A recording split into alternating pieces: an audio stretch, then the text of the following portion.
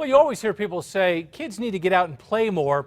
That's fine, but if they want to go play on one of the city's many softball fields, they could get run off by city workers.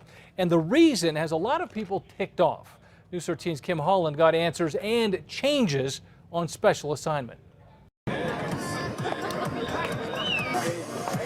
Albuquerque softball leagues are a home run for players.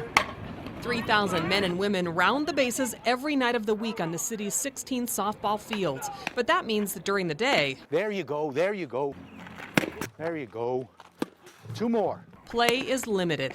It's just frustrating. You see, city crews move in, sometimes early in the morning, to chalk the baselines for those league games. And once they're chalked, they want to keep those lines pristine for the games. So they tell others, like Coach Ernie Salazar, who used Tingley Park, to stay off the fields. They send me over there. I have to go to the grass where it's all muddy. He and another parent tell us the city crews have even threatened to call the cops if they don't leave the field. We pay taxes and we don't get to use the fields.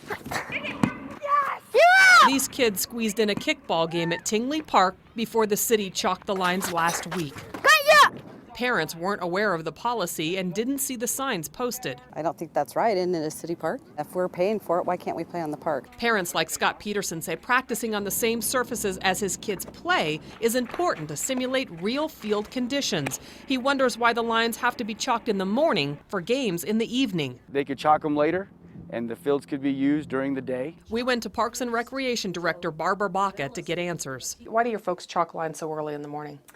The number of fields we have is 16, and so we have to get our crews out in the field because it takes the full day to chalk those fields. Baca says it takes her crews 7.5 hours to chalk all the city's ball fields, so they have to start early.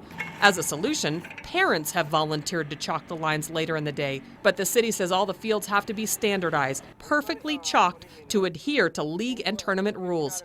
After we told Baca about the complaints, she says they will now be changing up their schedules and chalking some of the fields later. What we're trying to do is perhaps alternate which fields are chalked first at the first part of the day. A compromise that still limits use and doesn't sit well with everyone. Our tax dollars are at work here, and basically the city's telling us that we can't use it right now. On special assignment, Kim Holland, KRQE News 13.